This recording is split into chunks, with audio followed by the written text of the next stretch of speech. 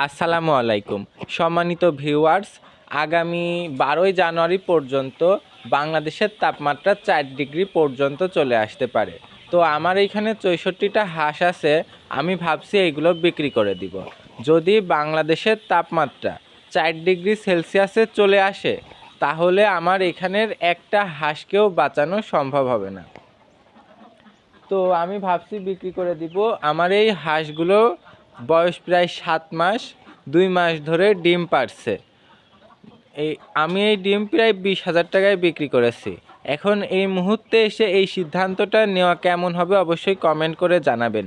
আমার আম্মু বলছিল যে এই হাঁস একেবারে মরে যাওয়ার থেকে বিক্রি করে দেওয়া ভালো, তবে আমি ভাবছি যে হাঁসের ঘরে যদি 4 ডিগ্রি সেলসিয়াস তাপমাত্রায় নেমে আসে তাহলে একটা কাজ করব, সেটা হচ্ছে 10-12টা বাল্ব জ্বালাই দিব আর পাওয়ারফুল, আর ভিতরে আগুন জ্বালাই দিব খামারের ভিতরে। তাহলেই তো আপনার ঘরটা গরম হয়ে গেল, অনেক দিনই বেঁচে গেল। আর যদি বেশি দিন থাকে আল্লাহ যা করে করবে।